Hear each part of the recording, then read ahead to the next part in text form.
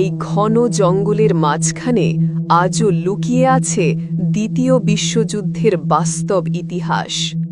যেসব বিমান একসময় আকাশ কাঁপিয়েছিল, সেগুলো এখন পড়ে আছে নিঃশব্দ, নিঃসঙ্গ আর ভুলে যাওয়া স্মৃতি হয়ে। 80 বছর ধরে কেউ স্পর্শ করেনি, কেউ ফেরতও আনেনি। পাপুয়া নিউগিনির দূরবর্তী পূর্বাঞ্চলে অবস্থিত কোকোদা এয়ারফিল্ড একসময় দ্বিতীয় বিশ্বযুদ্ধের গুরুত্বপূর্ণ সামরিক ঘাঁটি ছিল। আজ সেখানে দাঁড়িয়ে আছে ইতিহাসের নীরব সাক্ষী। শত শত যুদ্ধবিমান, ভাঙা ডানা, মরিচা ধরা ধাতব দেহ আর অর্ধেক জঙ্গলে ডুবে থাকা স্মৃতি। এই এলাকায় পাওয়া বিমানের বেশিরভাগই ১৯৪২ থেকে ১৯৪৫ সালের মধ্যে ব্যবহৃত হয়েছিল। প্রশান্ত মহাসাগরীয় যুদ্ধে আমেরিকান, জাপানি এবং অস্ট্রেলিয়ান এয়ারফোর্সের বিমানগুলো আকাশে মৃত্যুর ছায়া নিয়ে উড়ত। বোমারু বিমান B-17 flying fortress, B-25 Mitchell এবং ফাইটার বিমান P-38 লাইটনিং জিরো ফাইটার একসময় যুদ্ধের গতিপথ নির্ধারণ করত। কিন্তু যুদ্ধ শেষ হলে অনেক বিমান জ্বালানি ফুরিয়ে, সংঘর্ষে ক্ষতিগ্রস্ত হয়ে বা জরুরি অবতরণ করতে গিয়ে এই জঙ্গলের গভীরে হারিয়ে যায়। সেগুলো আর কখনো উদ্ধার করা হয়নি।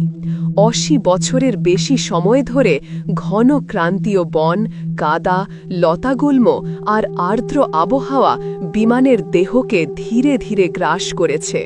কোথাও গাছপালা বিমানের ভেতর দিয়ে বেরিয়ে গেছে, কোথাও বৃষ্টি আর সময়ের ক্ষয়ে পুরো কাঠামো ভেঙে পড়ছে। আজও আপনি যদি কোকোদা ট্র্যাকের কাছে যান, দেখবেন পুরনো এয়ারফিল্ডের কিছু অংশ এখন গ্রামে পরিণত হয়েছে। শিশুরা সেখানে খেলছে, কৃষকেরা জমি চাষ করছে। কিন্তু একটু এগোলেই শুরু হবে এমন একটি জঙ্গল যেখানে প্রতিটি ধাপ আপনাকে নিয়ে যাবে যুদ্ধের অতীত স্মৃতির ভেতর। এলাকাটি অত্যন্ত দুর্গম, ঘন বন, আর্দ্র বাতাস, কাদা আর সীমাহীন নীরবতা এমন অনুভূতি দেয় যেন সময় এখানেই থমকে গেছে।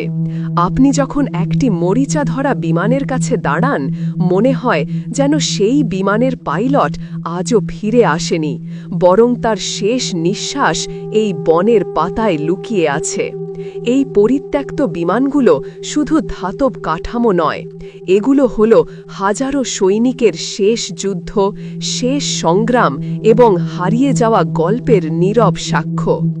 যুদ্ধ কতটা নির্মম হতে পারে, মানুষের জীবন কিভাবে মুহূর্তেই থেমে যেতে পারে, এই জঙ্গল আজও সেই সত্য চোখের সামনে তুলে ধরে। আমাদের প্রতিটি ভিডিও আপনাদের জন্যই, তাই কেমন লাগছে সেটা জানাতে ভুলবেন না। আপনার একটি লাইক, একটি কমেন্ট আর একটি শেয়ার আমাদের জন্য অমূল্য ভালোবাসার সমান। আজকে দেখি তো কে হয় সর্বোচ্চ স্টার সেন্ডার। আপনি কি সেই বিশেষ মানুষ যার স্টার আমাদের পরিশ্রমকে আরও আলোকিত করবে? আপনার পাঠানো প্রতিটি স্টার আমাদের জন্য একটি আশীর্বাদের মতো। ধন্যবাদ আপনাদের ভালোবাসা ও পাশে থাকার জন্য।